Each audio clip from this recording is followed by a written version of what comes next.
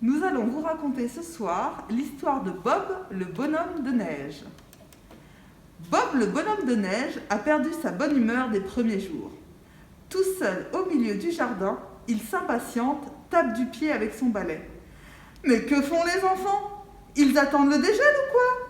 Ils m'avaient promis un cadeau pour Noël, un tour en trottinage. Peut-être ont-ils oublié, peut-être ont-ils attrapé froid. Comme si on pouvait attraper froid. En tout cas, moi, je suis fatiguée de les attendre. Je m'en vais. Pas facile de marcher quand on est un bonhomme de neige, mais bon, Bob est déterminé. Il a son idée sur la façon d'avancer. Il rassemble toutes ses forces et hop, à la 1, à la 2, à la 3, roulade. À la 1, à la 2, à la 3, roulade. À la 1, à la 2, à la 3, glissade. Une dernière culbute et le voilà dans le jardin d'à côté.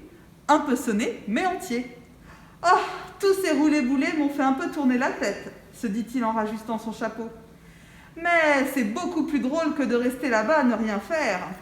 Tiens, et si je faisais une belle boule de neige? Aussitôt, il se met à la façonner. Et maintenant qu'elle est terminée, se dit-il, sur qui vais-je bien pouvoir l'envoyer? Et c'est alors qu'il aperçoit un gros bonhomme sur le pas de sa porte. Tiens, attrape ça, s'écrie Bob en riant. Raté, répond le gros bonhomme en riant à son tour. Tiens, attrape plutôt celle-ci. Encore raté. Et prends celle-là. Hurrah! En plein dans le mille. Au fait, comment t'appelles-tu? Demande le gros bonhomme. Bob, et je viens du jardin d'à côté. Ah, bah moi, tout le monde m'appelle Nico, parce que j'adore la glace Nico, et que je suis une crème. Une crème glacée? Oh, parce que tu peux être rigolo, et si coloré. Ah, c'est vrai, j'ai pris des couleurs, mais tu sais, au début, j'étais un bonhomme de neige comme tous les autres. Alors, que s'est-il passé? Demande Bob. Bah, c'est simple. Après l'hiver, le temps s'est radouci.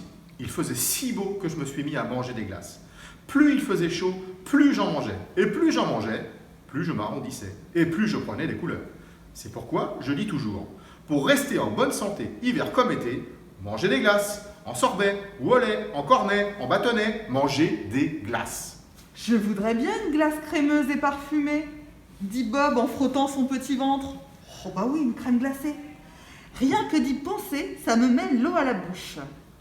Mais au fait, il y a une bûche glacée que j'ai préparée pour Noël.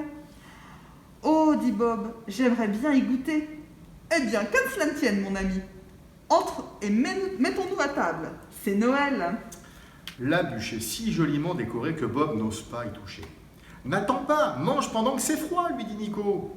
Bob se décide enfin à goûter. Oh, qu'est-ce que c'est bon, c'est vraiment délicieux. À la fin du repas, il est tout revigoré. Et si on faisait des glissades dans le jardin? Ah bah non, lui dit Nico, nous avons mieux à faire. Ah bon? Et que peut-on faire de mieux? Tu vas peut-être penser que je suis complètement givré, mais j'ai bien envie d'aller au sport d'hiver. Au sport d'hiver, s'écrie Bob. Mais c'est impossible, il faut prendre le train et puis grimper jusqu'en haut de la montagne.